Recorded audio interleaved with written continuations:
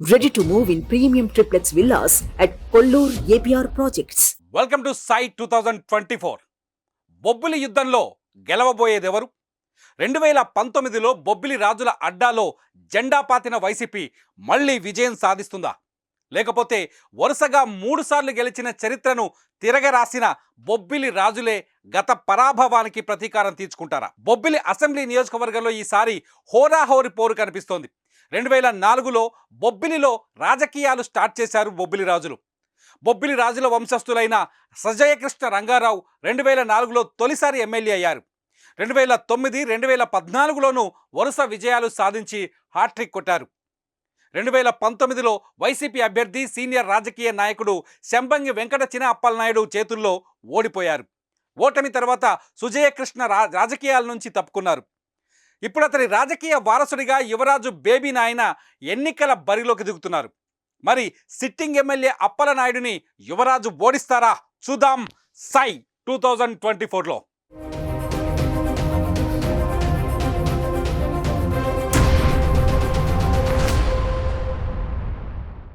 ఇంతకీ బొబ్బిలిలో ఓటర్ల సంఖ్య ఏంటో ఒకసారి చూద్దాం.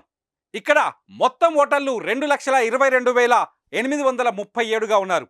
ఇందులో పురుషులు 1,11,342 ఉన్నారు. మహిళా ఓటర్లు 1,11,482గా ఉన్నారు. ఇందులో ట్రాన్స్జెండర్స్ ఓట్లు 13 కనిపిస్తున్నాయి. ఇక్కడ కూడా ఎన్నికల్లో మహిళల ఓటు బ్యాంకే ప్రధానంగా కనిపిస్తోంది. ప్రభుత్వ వ్యతిరేక ఓటు ఈసారి తమ విజయానికి సహకరిస్తుందని ఇక్కడి టీడీపీ అభ్యర్థి బేబీ నాయన ఆలోచిస్తున్నట్టు తెలుస్తోంది. బొబ్బులి మున్సిపాలిటీతో పాటు రామభద్రాపురం, బడంగి, తెర్లా మండలాలు ఈ నియోజకవర్గం పరిధిలోకి వస్తాయి. బొబ్బిలికి 14 సార్లు ఎన్నికలు జరగ్గా కాంగ్రెస్ పార్టీ 7 సార్లు, టీడీపీ 3 సార్లు, వైసీపీ 2 సార్లు విజయం సాధించాయి. ఇక మూడోసారి గెలిచేందుకు వైసీపీ తమ కోటను పదలం చేసుకోవడానికి టీడీపీ హోరాహోరీగా పోరాడుతున్నాయి. 2024లో ఇక్కడ ఏం జరుగుతుందో ఒకసారి చూద్దాం. టీడీపీ, బీజేపీ, జనసేన కూటమి నుంచి ఆర్ఎస్వీకేకే రంగారావు అలియాస్ బేబీ నాయన ఈసారి ఎన్నికల బరిలోకి దిగుతున్నారు. ఈయన బొబ్బిలి రాజకుటుంబానికి చెందిన యువరాజు. వైసీపీ నుంచి సిట్టింగ్ ఎమ్మెల్యే చిన అప్పలనాయుడికే మళ్ళీ బొబ్బిలి టికెట్ దక్కింది. ఒకప్పుడు మద్రాసు రాష్ట్రానికి ముఖ్యమంత్రిగా పనిచేసిన చరిత్ర బొబ్బిలి రాజులది. తిరిగి 2004లో వీళ్ళు రాజకీయాల్లోకి అడుగుపెట్టారు. బేబీ నాయన సోదరుడు సుజయకృష్ణ రంగారావు 2004 నుంచి 2014 వరకు వరుసగా విజయం సాధించి ఇక్కడ హ్యాట్రిక్ కొట్టారు. 2019లో సుజయకృష్ణను వైసీపీ అభ్యర్థి సీనియర్ రాజకీయ నాయకుడు శంబంగి చిన అప్పలనాయుడు ఓడించారు. 1983లో రాజకీయాల్లోకి వచ్చిన శంబంగి 4 సార్లు ఎమ్మెల్యేగా గెలిచారు. బలమైన సామాజిక వర్గంతో పాటు వైసీపీ సంక్షేమ పథకాలు తమకు బాగా కలిసొస్తాయని అప్పలనాయుడు ఆశగా ఉన్నారు.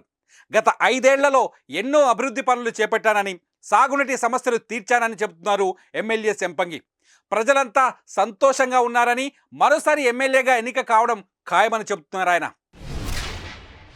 మరి 2019లో అసలు బొబ్బిలిలో ఏం జరిగిందో ఒకసారి చూద్దాం.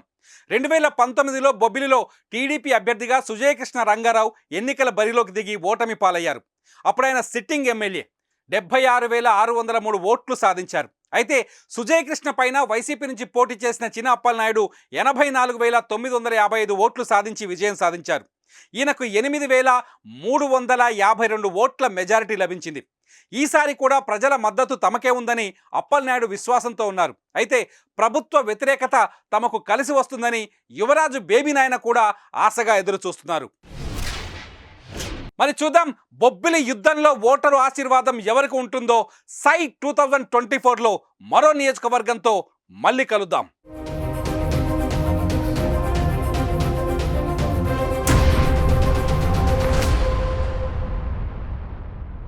సుమన్ టీవీలో మీ పర్సనల్ అండ్ బిజినెస్ ప్రమోషన్స్ కోసం కింది నెంబర్కి కాంటాక్ట్ చేయండి.